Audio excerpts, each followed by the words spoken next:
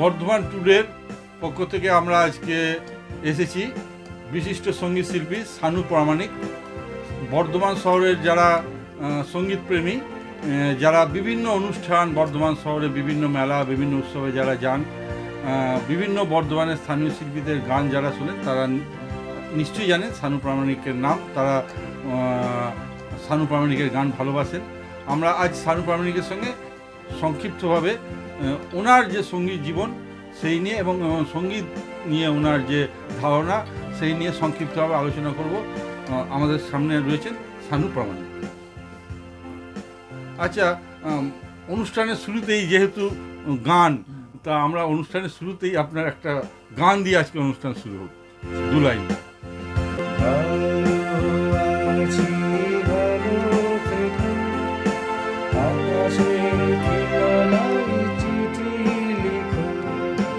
ভালো আছি ভালো থেকো, আকাশের ঠিকানায় চিঠি লিখো, দিও তোমার মালা খানি, দিও তোমার মালা খানি, বাউলের মনটারে আমার ভিতর বাহির, অন্তরে অন্তরে আছো তুমি, হৃদয় জুড়ে আমার ভিতর বাহির, অন্তরে অন্তরে আছো তুমি, হৃদয় জুড়ে।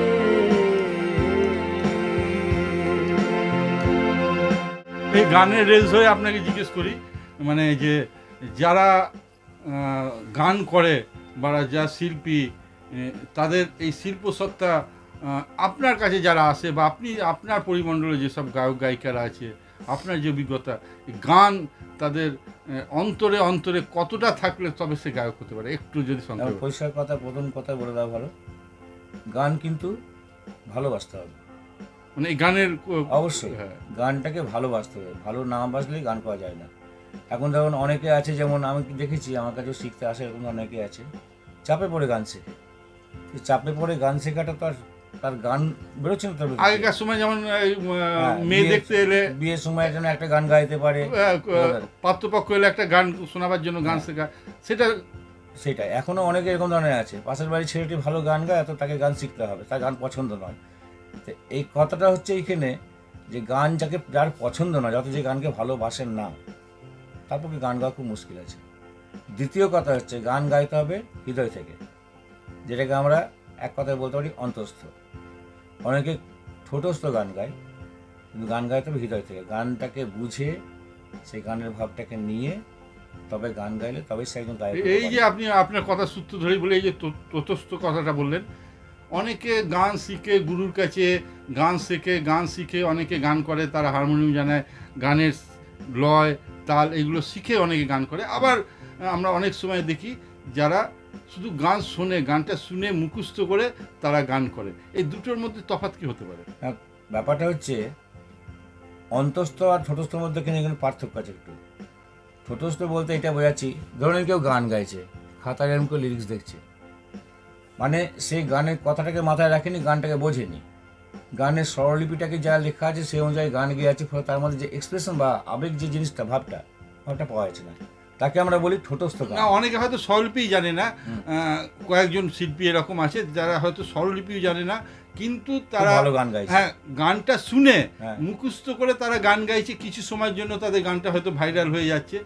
এই তফাৎটা কিভাবে? না, এইটাকে একটা জিনিস বলা যেতে পারে, কিছু জন আছে ভাইরাল হওয়ার জন্যই এরকম ধরনের গানগুলোকে মুখস্থ করে শুনে শুনে মুখস্থ করে গান গাওয়ার চেষ্টা করতে।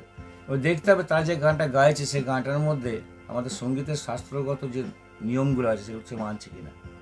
এই শাস্ত্রগত হয়তো আপনারা বোঝেন, সাধারণ মানুষ তো শাস্ত্র বোঝে না। তারা একটা জিনিস দেখে, মূল যে গায়কটা গেয়েছিল সেই গানটা খুবই জনপ্রিয়, তার মতো এর গলাটা হয়তো একটু ভালো, তার মতো সে গাইছে।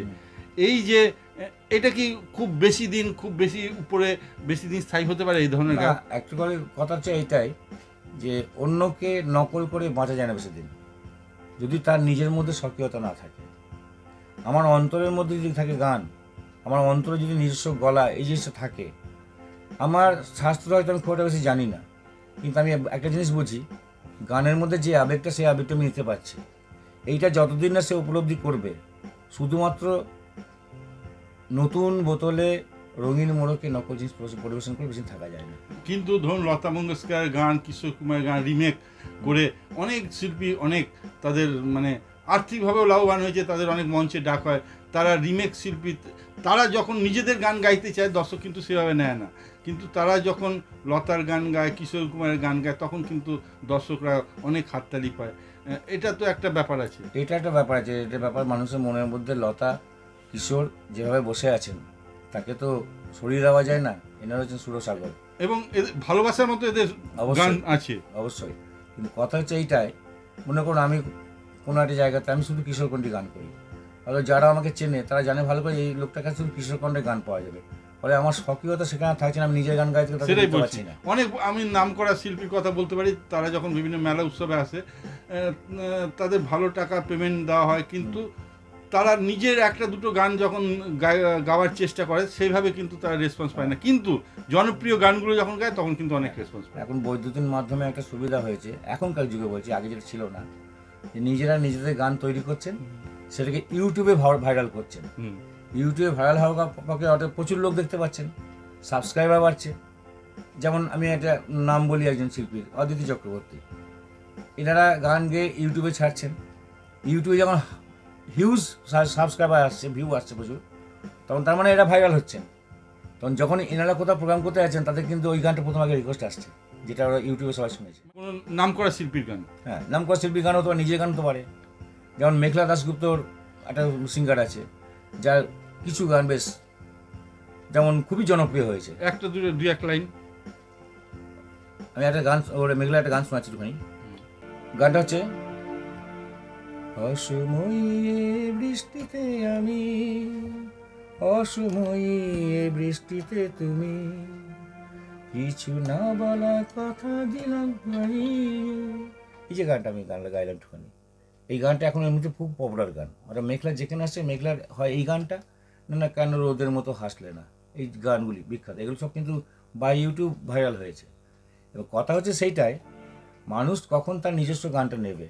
এখন যে যুগ, যা প্রযুক্তির যুগ, শুধু গানটা গাইলে হবে না, গানের সঙ্গে যে আনুষঙ্গিক যন্ত্রানুষঙ্গ যেটা বলা হয়, সেটাকেও সেই তুলনায় ভালো হতে হবে। এই যন্ত্রানুষঙ্গের কথা যখন আপনি বললেন, এই রবীন্দ্রসঙ্গীত বা নজরুলগীতিতে কি বাংলা আধুনিক গানে যত মানে মিউজিক হ্যান্ডস দরকার হয়, কতটা কি প্রয়োজন হয়? যুগে হয়, যুগের তো পরিবর্তিত হচ্ছে, যতটা যাচ্ছে যুগ আপডেট হচ্ছে। প্রথমে 1G থেকে এখন 5G যুগ চলে এসছে, এরপর 6G ঢুকবে। এই ক্ষেত্রে মানুষের কাছে নিয়ে যেতে গেলে অন্যান্য গানের ক্ষেত্রে, আধুনিক বলুন, বোম্বের গান বলুন, বাংলার আধুনিক গান বলুন, সেখানে যেভাবে যন্ত্রানুষঙ্গ সিনেমার গান, সিনেমার গান হতে পারে হচ্ছে, সেই তুলনায় রবীন্দ্রসঙ্গীত কিন্তু পিছিয়ে পড়ছিল, নজরুলগীতি পিছিয়ে পড়ছে। কারণটা একটাই, সেখানে কি সত্যি করে গায়কি ইয়েতে গাইতে গেলে অত যন্ত্র দরকার হয়, অত রকম দু রকম গিটার বা ব্যাকগ্রাউন্ডে ভরাটের একটা ব্যাপার আসছে। আগেকার দিনে হতো কি, শুধুমাত্র সারেঙ্গি বা এসরাজ, তবলা, এগুলো ব্যবহার করা হতো। কিন্তু এখন যে ব্যাকগ্রাউন্ডে একটা ভরাটের ব্যাপারটা আসছে, যে গানটাকে সর্বজনগ্রাহীতা করতে হবে। সর্বজনগ্রাহীতা করতে গেলে আমি সুরটাকে অবিকৃত রেখে শুধু যন্ত্রানুষঙ্গটা একটু পাল্টে দিচ্ছি, তাতে কিন্তু গানটা কিন্তু হানি হচ্ছে না। গানটা কিন্তু দেখা যাচ্ছে এখনকার যুগোপযোগী মানুষরা, আপনি ভালো করে খেয়াল করে দেখবেন, এখনকার যুগোপযোগী ইয়ং জেনারেশনটা রবীন্দ্রসঙ্গীতকে আবার ভালোবাসছে। এবার তার জন্য কিন্তু অনেকাংশে দায়ী হচ্ছে আমাদের বর্তমানে যে সায়েন্সের যে অগ্রগতি, যে নতুন প্রযুক্তি, এই প্রযুক্তি। আজ থেকে ঠিক 40 বছর আগে যে রবীন্দ্রসঙ্গীতের রেকর্ড হয়েছিল, সেই ইয়ং জেনারেশন কিন্তু সেই গানটা নিচ্ছে না। অথচ সেই গানটা যখন নতুন করে, নতুন আঙ্গিকে, স্বরলিপি অক্ষত রেখে নতুনভাবে প্রযুক্তিকে প্রয়োগ করে যখন গানটা গাওয়া হচ্ছে, তারা কিন্তু সঙ্গে সঙ্গে নিয়ে নিচ্ছে সেটাকে। তার কারণ তারা বুঝতে পেরেছে যে আধুনিক এই প্রযুক্তির জগতে রবীন্দ্রসঙ্গীতও অন্যান্য গানকে আপনি কোন ধরনের সঙ্গীত বেশি করে থাকেন? আপনার পছন্দের সঙ্গীত কোন ধরনের? আমি অ্যাকচুয়ালি বলতে গেলে আমি একটু ভার্সেটাইল। সব আমি হচ্ছি ভালো সঙ্গীতের ভক্ত, বাংলা গান মেনলি। তার মধ্যে কোনটা একটু বেশি পছন্দ? পছন্দ অবশ্যই লোকগীতি আছে, আধুনিক গান আছে। আপনি গানের জগতে যখন এলেন আপনার প্রথম মানে শিক্ষা লাভ কার কাছে? এখন এই বিষয়ে একটা ব্যাপার আছে, আমি যখন মোটামুটি সবখানেক স্টেজ করে ফেলেছি গানের, তারপরে আমি গান শিখতে ঢুকেছি। আমি প্রথমে কিন্তু কোনো গুরুর হাত ধরে গান শিখতে গণসঙ্গীত দিয়ে আরম্ভ করেছি না, আমি এমনি লোকগীতি দিয়ে শ্যুট করেছিলাম, কিন্তু প্রথমে আমার কোনো গুরু ছিল না। একটা জেদের বসে আমাদের তখন একটা সংস্থা ছিল, প্রগতি সাংস্কৃতিক সংস্থা বলে খোঁজনা সংস্থা ছিল, সেখানে কোনো একটা বন্ধু যিনি ওই সংস্থার গানে লিড করতেন, তার সঙ্গে আমার একটা ঝগড়ার মতো হয়েছিল। তার সঙ্গে আমি চ্যালেঞ্জ করে ওইখানে বসে বসে আমি হারমোনিয়াম বাজানো শিখে আমি গানের জগতে এসেছি আস্তে আস্তে। তারপর আমার মনে হয়েছে না, আমাকে একটুখানি সঙ্গীতের ব্যাপার স্যাপারগুলো জানতে হবে। কার কাছে প্রথম তালিম নিলেন? আমার তালিম নিলাম শ্রদ্ধেয় আমার এক বন্ধুর মা, বেতার শিল্পী শ্রীমতী আভা ভট্টাচার্য, তার কাছে আমি প্রথম তালিম নিয়েছি এবং তিনি আমাকে হাতে ধরে ক্লাসিক্যাল ব্যাপারটা শিখিয়েছিলেন। তারপর তো এখন চলছে এইভাবে, এবং আমার এই চলার পথে অনেকেই আমাকে সাহায্য করেছে, প্রচুরজন সাহায্য করেছে। তাও কয়েকজনের নাম? যেমন ধরুন, আমি যে কিবোর্ডের ব্যাপারে যে ওয়েস্টার্ন মিউজিকের ক্ষেত্রে যেমন এই যে বিভিন্ন কর্ডস, বিভিন্ন স্কেল, এডিটগুলোর নাম, যেগুলো আমরা সাধারণত গান যারা শেখে তারা এই সাধারণত বি ফ্ল্যাট, জি সাব এর বাইরে কেউ জানে না, কিন্তু আমি 12টা স্কেলে গানের, যেহেতু 12টা স্কেল আছে, 12টা স্কেলে আমি গান বাজাতে পারি। আর 12টা স্কেলকে আমি চিনতে পেরেছি, 12টা স্কেলের অনুযায়ী প্রত্যেকটি নোটকে আমাদের ইংলিশ নোটেশনের ক্ষেত্রে কী নামে ডাকা হয় সেগুলো সমস্ত আমি শিখেছি। এই জন্য আপনি কার কাছে গিয়েছেন? সেই জন্য আমাকে মানে প্রচণ্ড সহযোগিতা করেছেন। আমি তার নাম বলছি, বর্ধমানে একজন প্রতিষ্ঠিত তিনি কিবোর্ড প্লেয়ার, তার নাম হচ্ছে শ্যামল রায়।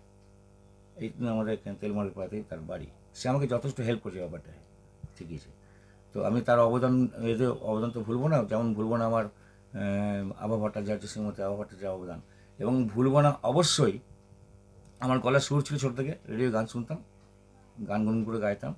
ক্লাস 5-এ যখন পড়ি তখন বাণীপুর স্কুলের মাস্টারমশাই ছিলেন শ্রদ্ধেয় প্রয়াত শেখরানন্দ মজুমদার, তিনি প্রথম আমাকে দিয়ে গান গাইছিলেন স্টেজে। হ্যাঁ, তিনি হারমোনিয়াম বাজিয়েছিলেন, আমি গান গেয়েছিলাম প্রথম বাণীপুর স্কুলে।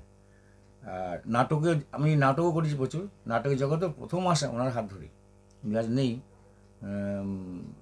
কিন্তু ওনার অবদানটা আমি কোনোদিন ভুলব না। গানের যে আগুনটা উনি জ্বালিয়ে দিয়ে গেছিলেন। আপনার একটা গানের সংস্থা আছে, গানের টিম আছে, এইটা কত সালে আপনি প্রতিষ্ঠা করেছিলেন? এর পিছনে অনুপ্রেরণা কি, তার নাম কি? আমি প্রথমে ছিলাম গণনাট্য সংঘে। আচ্ছা, গণনাট্য সংঘ থাকাকালীন আমি ছিলাম বর্ধমানের সুকান্ত সংস্কৃত সংস্থা উত্তর ফটকে ছিলাম। তারপরে সুকান্ত সংস্কৃত সংস্থা, ওখানে কি গণসঙ্গীত হতো? গণসঙ্গীত হতো, এমনি সঙ্গীত সব কিছুই হতো, গণসঙ্গীত কাঞ্চন হতো, নিজেদের যখন অ্যানুয়াল প্রোগ্রামগুলো হতো সেখানে তো গণসঙ্গীত, অনুসঙ্গীত, আধুনিক সবই চলতো। তো ওইখানে ওটা বন্ধ হয়ে গেল, এবং সেটা পারিপার্শ্বিক এলাকার ব্যাপারটা ওটা মাথা গোয়াচ্ছি না। গণনাট্য সঙ্গে করতাম, গণনাট্য সঙ্গটাও আমি ছেড়ে দিয়েছিলাম, বিশেষ করে কারণ আমি তখন দেখছি শুধু মাঠ হয়ে যাচ্ছি যে আমি সানু পৌরাণিক মানে হচ্ছে গণসঙ্গীত শিল্পী, এটা ওইটাকে কাটানোর জন্য আমার গণনাট্য সঙ্গে ছাড়তে হয়েছে। একসময় সেটাই বর্ধমান লোক জানতো যে সানু পৌরাণিক মানে গণসঙ্গীত। এবার আমাকে এই এখন যে এই সংস্থাটা আছে আমাদের সরলরেখা 1911 সালে আমি স্থাপন করি।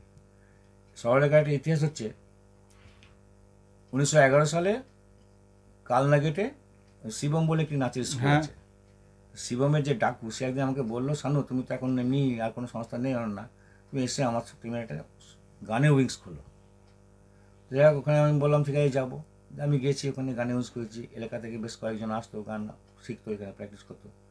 কী কারণে জানি না এলাকার সবাই আসা বন্ধ করতো, ওটা বন্ধ হয়ে গেল। বন্ধ হয়ে যাওয়ার পর ওই এলাকারই কয়েকজন, বিশেষ করে দুজন মহিলা আমি নাম বলবো এখানে দাঁড়িয়ে, শ্রীমতী চম্পা দাস এবং শ্রীমতী অঞ্জনা দাসগুপ্ত। শ্রীমতী চম্পা দাস আমাকে ফোন করে বললেন, গানের নেশাটা ঢুকিয়ে দিলেন মনের মধ্যে, সেটা যদি বন্ধ হয়ে যাবে, না তাকানো হবে, ওই আপনি আবার আসুন আমার কাছে, আমার বাড়িতে আসুন। এবার ওনার বাড়িতে গেলাম, তখন ওই ওনার বাড়িতে 4-5 মিলে বসে আমরা গানের রিহার্সাল করতে করতে হঠাৎ মাথায় আমার এলো যে এইভাবে শুধু রিহার্সাল করে লাভ নেই, এবং আমরা টিম তৈরি করি। সরলরেখা, হ্যাঁ, সেই শুরু হলো টিম, নাম হলো সরলরেখা। এলাকারই রবীন্দ্র জয়ন্তী দিয়ে আমরা স্টার্ট করলাম। আর এটা অস্বীকার করার উপায় নেই, বাইরে কোনো প্রোগ্রাম করার আগে সবচেয়ে প্রথম যে প্রোগ্রামটা আমাদের দিয়েছিল সেটা হচ্ছে বর্ধমান সঙ্গীত সমাজ রবীন্দ্র জয়ন্তীতে। ওই জন্য এখনও বলি সঙ্গীত সমাজের আমাদের প্রথম প্রোগ্রাম দিয়েছিল। তারপর তো সরলরেখা টাউন হলে যেটা হয়, টাউন হলে যখন যেটা হতো, তখন হলের ভেতর হতো না, হলের বাইরে আর বাইরে হতো। তখন থেকেই আমাদের সেটা কত সাল? ওটা হচ্ছে 12 সালে। 12 সাল। তারপরে আপনার বর্তমানে আপনার প্রথমে তো দুজন আপনাকে অনুপ্রেরণা দিয়ে তাদের মাধ্যমে শুরু করলেন। তখন প্রথমে আমরা যখন প্রোগ্রাম করি তখন মোটামুটি আমার টিমে ছিল 8 জন। এখন আপনার টিমে মানে গায়ক গায়িকা কতজন আছে? অ্যাট এ টাইম স্টেজে 22 জন ওঠে, প্লাস অনেকে আছে যাদের আমরা এখনো পর্যন্ত নিতে পারিনি। ঘুরিয়ে ফিরিয়ে সবাই কেনেন? ঘুরি ফিরি সবাই নেই, নিরাপদ দেখতে গেলে 40 40 জন। 40 জনকে রিহার্সালও একসঙ্গে করেন? রিহার্সাল একসঙ্গে করাই, আমাদের নিজস্ব কোনো ঘর নেই। এই 40 জনের মধ্যে সিনিয়র কয়েকজন আছেন, তারা নিজেরাই ঠিক করে নিয়েছেন এক এক সপ্তাহে এক একজনের বাড়িতে হবে। আচ্ছা। যেমন এই সপ্তাহে আমার রিহার্সাল হবে সুভাষপল্লীতে, এভাবে ঠিক করে নেওয়া হয়েছে এবং ওরাও পছন্দ করে। আচ্ছা, এই যে আপনি যাদেরকে আপনার সরলরেখা পরিবারের, আপনার পরিবারই বলেন শুনেছি, তা সরলরেখা পরিবারের সঙ্গে যে গায়ক গায়িকা বা ছাত্রছাত্রীদের নেন, তাদের বেসিক গানের কতটা জ্ঞান থাকলে তবে নেন, নাকি আপনার এই সবটা শিখিয়ে নেন? না, আগে তাকে প্রতিষ্ঠিত হতে হবে যে হ্যাঁ সে গান গাইতে পারছে এবার একা, বা গানটাকে সে ধরতে পারছে, ভাবটা বুঝতে পারছে। এটা যখন দেখি সে হ্যাঁ তার মধ্যে এই জিনিসটা এসছে অন্তত 80%, তখন আমি তাকে সিনিয়র টিমে অ্যাড করি। মানে আগে গান জানতে হবে, তারপর আপনাদের টিমে? অবশ্যই। মানে তার মানে কি এটা বলতে পারি যে আপনাদের টিমে মানে সরলরেখা পরিবারে যারা গান করে তারা যে কোনো মঞ্চে এককভাবে গান গাইতে পারবে? অবশ্যই পারবে, যে কোনো মঞ্চে এককভাবে গান গাইতে পারবে। সেরকম তাদের দক্ষতা আছে? এখন সেরকম দক্ষতা আছে। আমরা যখন অ্যানুয়াল প্রোগ্রাম করি সরলরেখা, যেমন গত 22 হয়ে গেল, এবার 24 আবার অ্যানুয়াল প্রোগ্রাম আছে, আগাম আমন্ত্রণ জানিয়ে রাখছি, নভেম্বর মাসে হবে। সেখানে আমি আমন্ত্রণ জানাবো, দেখবেন প্রত্যেকে অর্কেস্ট্রা নিয়ে কীভাবে একক পারফরমেন্সটা করছে। মানে এরকম নয় যে 20 জন দাঁড়ালো, সব একই গলায় গান গাইলো, ঠিক আছে, ও অতজনের মানে একসঙ্গে গান গাইলে 2-1 জনের গান ত্রুটি বিচ্যুতি ধরা পড়বে না, এই কনসেপ্টে আপনার কাজ করেন? কনসেপ্ট আমার নেই। ওই জন্য আমি গ্রুপে যখন যে গান তোলাই, আমি প্রত্যেকটা নোটেশন করে দিই, সেই নোটেশন প্রত্যেকে তুলতে হবে। যেহেতু তারা 80% এবল আমার টিমের গান গাইবার জন্য, অতএব সেই নোটেশন থেকে তারা আগে গান তোলে, সেই গান আমি তোলাই, সেই গান প্র্যাকটিস করাই, তারপর আমি তাদেরকে গ্রুপে নিই। আমার হচ্ছে পদ্ধতি এরকম ধরনের। আপনারা বর্ধমান শহরে এই বছরই তো প্রতি বছর শীতে বিশেষত বিভিন্ন সময় হয়, সব সময় হয়, বিভিন্ন ধরনের প্রোগ্রাম হয়, আপনারা যান, কিন্তু এই শীতকালে তো মানে মেলা বা উৎসব এই ধরনেরগুলো বেশি হয়। এখানে তো স্থানীয় টিম হিসাবে বর্ধমান শহরে অনেকেই সুযোগ পায়, আপনারাও পেয়ে থাকেন। আপনাদের গানের প্রোগ্রামের পক্ষে এই যে মেলা উৎসব হয়, এর ভূমিকাটা কতটা? ভূমিকা তো বলতে হবে, অনেকটাই ভূমিকা, যে কোনো টিমের পক্ষে অনেকটাই ভূমিকা। কারণ এখন প্রত্যেকটি মেলায় মোটামুটি বৈদ্যুতিন যন্ত্রের সাহায্যে একটা প্রচারের জায়গায় আসছে। মেলা উৎসব অনেকেই ভিডিও করে ফেসবুকে দেয়, ভিডিও করে ফেসবুকে দেয়, তারপরে অনুষ্ঠানগুলো হচ্ছে, অনুষ্ঠান ডাইরেক্ট টেলিকাস্ট হয়, সেই টেলিকাস্ট প্রচুর মানুষ দেখেন। আগে যেখানে দেখা গেলো গানটা করছেন, গানটার সামনে থেকে বসে হয়তো 100, 150, 200, 500 জন মানুষ দেখছেন।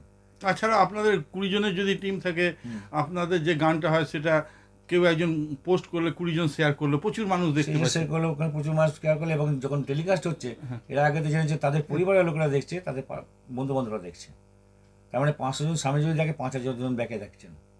এটা যে প্রচার, এই প্রচারটা অনেকটা কাজ করে। এইবার একটা প্রশ্ন করব, এটা আপনাকে মানে করতেই হচ্ছে প্রশ্নটা, যে এই যে এত মেলা উৎসব হয়, যে স্থানীয় যে শিল্পীদের নেওয়া হয় বা স্থানীয় বিভিন্ন সংস্থাকে নেওয়া হয়, এই যে নেওয়ার ক্ষেত্রে সব জায়গায় কি আপনারা ডাক পান, বা সব জায়গায় কি এই স্থানীয় শিল্পী নির্বাচনটা সঠিক হয়? না, হয়তো হয় না, সব জায়গায় আমরা ডাক পাইও না। কারণ আমি এখন বর্ধমান শহরে একটা জিনিস দেখতে পেয়েছি, যে যে যত তেল ঢালতে পারবে তার তত লাভ বেশি। আমরা অনেকেই দেখেছি যারা মঞ্চে, মানে বলতে আমার লাগছে সব শিল্পীর সমান, কিন্তু সব শিল্প সমান হচ্ছে না। মঞ্চে দাঁড়িয়ে তারা গান পরিবেশন করছেন, তখন বাইরে থেকে অনেকে দর্শকে বলছেন যে একে কেন মঞ্চে নেওয়া হলো। পরে জানা গেল, আপনি ফেসবুকে একটা দেখেছিলাম, কোনো একটা উৎসব বা মেলার পরে কারুর একটা আপনি গান শুনেন, কার শুনে যাই না, আপনি ফেসবুকে একটা লিখেছিলেন, এ গান গাইলো কি এমন আহা বলে কি একটা, আমি লিখেছিলাম গান শুনে আমার ইচ্ছে করছে গান ছেড়ে দিতে। হ্যাঁ, এরকম একটা লিখেছিলেন, নিশ্চয়ই সেখানে মানে যে গান গেয়েছিল মানে যেটা একটা মান স্থানীয় শিল্পীদের সেটা হয়তো হয়নি। না, হয়নি মানে কি, তার লেভেলটা অনেকটাই নিচে, অনেকটাই নিচে। এগুলোকে কি আপনি স্বজন পোষণ বলবেন? অবশ্যই, না বলার কিছু নেই তোকে মধ্যে। কারণ যখন আমাকে ঘোষণা করা হচ্ছে যে এই অনুষ্ঠানের শিল্পীগুলো সিলেক্টেড, নির্দিষ্টভাবে অনলাইনে অ্যাপ্লিকেশন প্লাস অডিও পাঠিয়ে সেটাকে থেকে দেখে শুনে পরীক্ষা নিরীক্ষা করে সিলেকশন করা হয়, সেখানে তাহলে এই ধরনের শিল্পীগুলো চান্স পায়। তাহলে বুঝতে পারা যাচ্ছে ব্যাপারটা পুরো, আর নতুন করে বলার কিছু নেই তাহলে। আচ্ছা, এইখানে একটা ব্যাপার বলি যে অনেক সময় যারা গান করে তাদেরকে ডাকা হয়, তাদের গান শুনে সিলেক্ট করা হয়।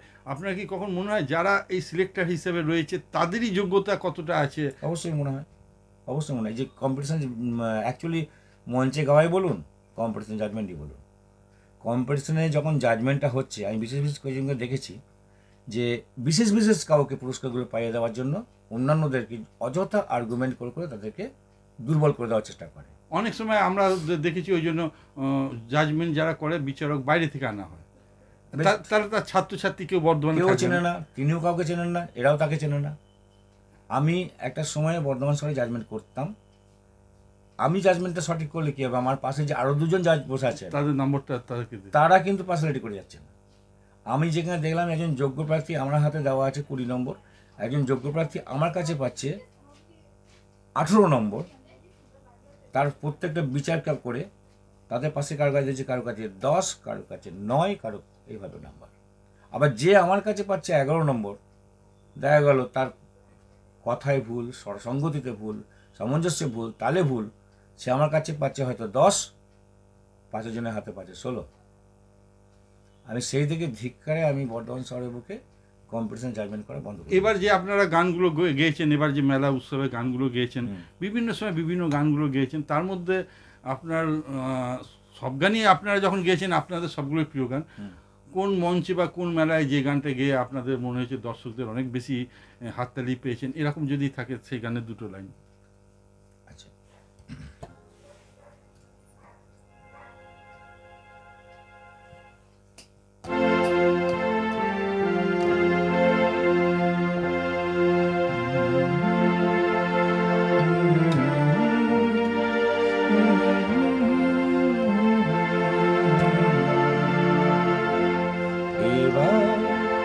আমি আমার থেকে আমাকে বাদ দিয়ে কিছু জীবনে যোগ দিলাম, ছোট যত আপন ছিল বাহির করে দিয়ে, তারে আপন করে সলিল চৌধুরীর লেখা এবং সুর গান। আপনি যখন সলিল চৌধুরীর কথা বললেন, পুরোনো দিনের কথা আপনি মনে করে দিলেন। সেখানে আজ গীতশ্রী সন্ধ্যা মুখোপাধ্যায়ের আজকে প্রয়াণ দিন। তা গীতশ্রী সন্ধ্যা মুখোপাধ্যায়কে আপনার কেমন লাগতো, তার গানের ধারাটা কীরকম একটু সংক্ষেপে যদি বলেন? একটু অন্য ধরনের উনি গানের, বিশেষ করে ওনার যে কণ্ঠটা, এই কণ্ঠ বাংলা সঙ্গীত জগতে অনন্য, এই কণ্ঠের আর নকল নেই। অনেকে করার চেষ্টা করে, পারে না। আপনি যে ধরনের গান করেন আরেকটা গানের যদি দিলেন? সব লোকে কয় লালন কি যায় সংসারে, সব লোকে কয় লালন কি যায় সংসারে, লালন বলে জাতির কি রূপ, লালন বলে জাতির কি রূপ, দেখলাম না এই নজরে, সব লোকে কয় লালন কি যায় সংসারে, সব লোকে কয় লালন কি যায় সংসারে। লালন ফকিরের গান।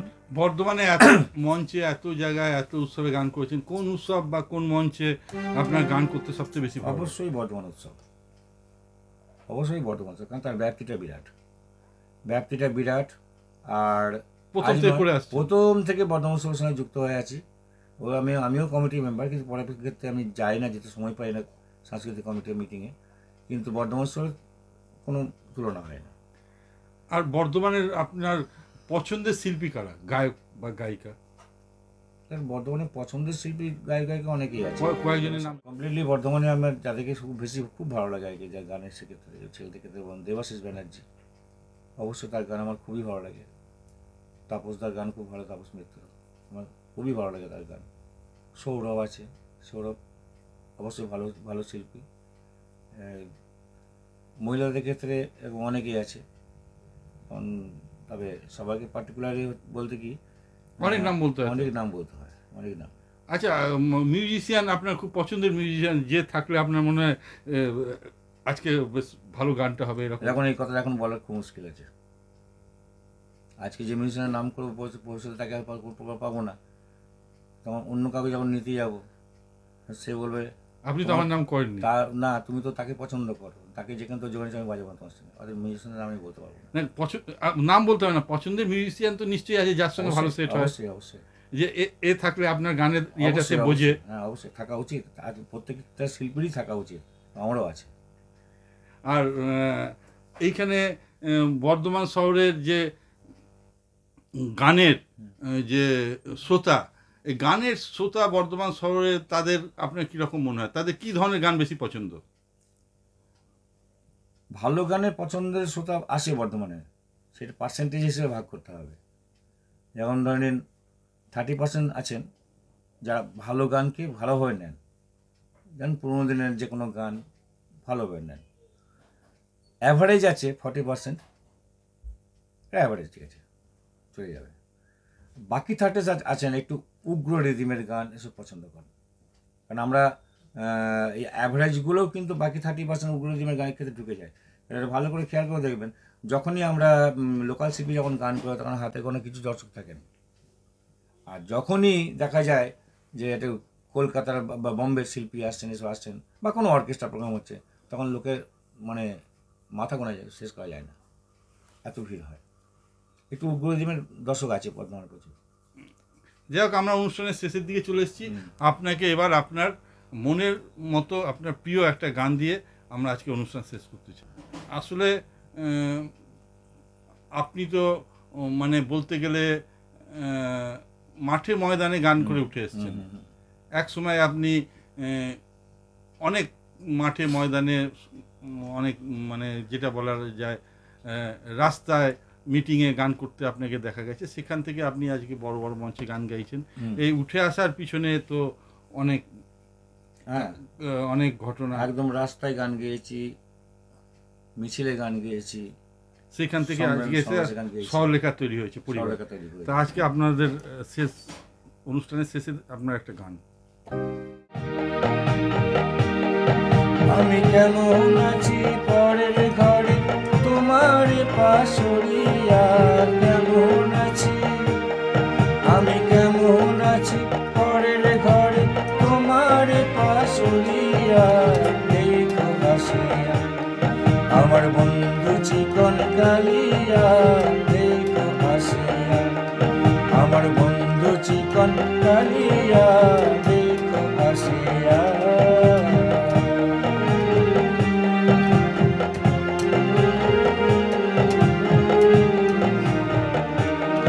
যদি দেখার ইচ্ছা হয় তোমার নিঠুর মনে নয়, কালিন্দির ঘাটে আসো দুপুরের সময়।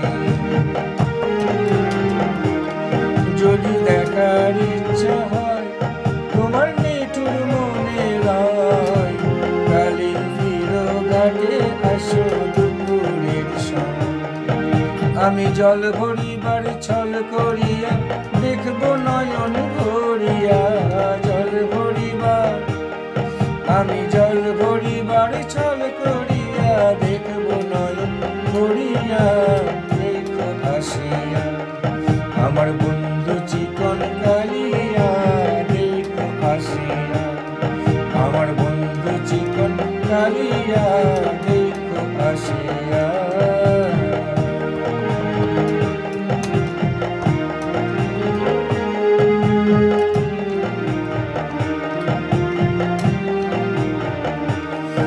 আমার নিঠুর মনোহর যদি পাই তোমার লাগর, খুলিয়া কইতাম তোমারে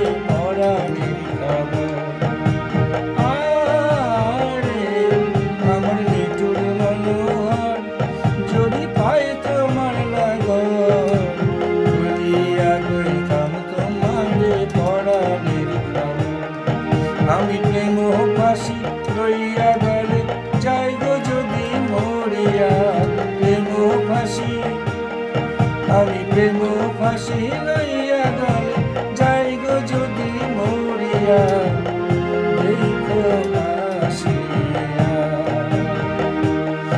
আমার বন্ধু চিকন কালিয়া দেখো আসিয়া আমার বন্ধু চিকন কালিয়া দেখো আসিয়া আমি কেমন আছি পরের ঘরে তোমার পাশরিয়া কেমন আছি আমি কেমন আছি পরের ঘরে তোমার পাশরিয়া দেখো আসিয়া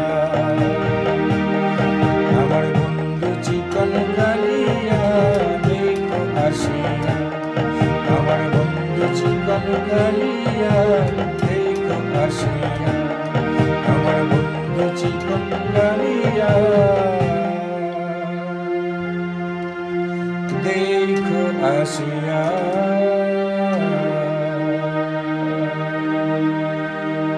আজকে আমরা গায়ক শানু প্রামাণিকের কাছে এসেছিলাম যে ওনার সঙ্গে গান নিয়ে আলোচনা করবার জন্য। আমরা ওনার সঙ্গে তো আলোচনা করলাম, আবার ওনার কাছে এত সুন্দর গানও শুনলাম। সুতরাং এত সুন্দর গান শোনার জন্য ওনাকে বর্ধমান ট্যুরের পক্ষ থেকে অসংখ্য ধন্যবাদ। আমরা বর্ধমান ট্যুরের বিভিন্ন সময় বিভিন্ন বিষয় নিয়ে এইভাবেই আলোচনা করব। আমাদের সঙ্গে যারা দর্শক বন্ধু তারা আপনার সঙ্গে থাকবেন, আপনাদেরকে আমরা এইভাবে বিভিন্ন সময় আরও উপস্থাপনা দেওয়ার চেষ্টা করব। নমস্কার।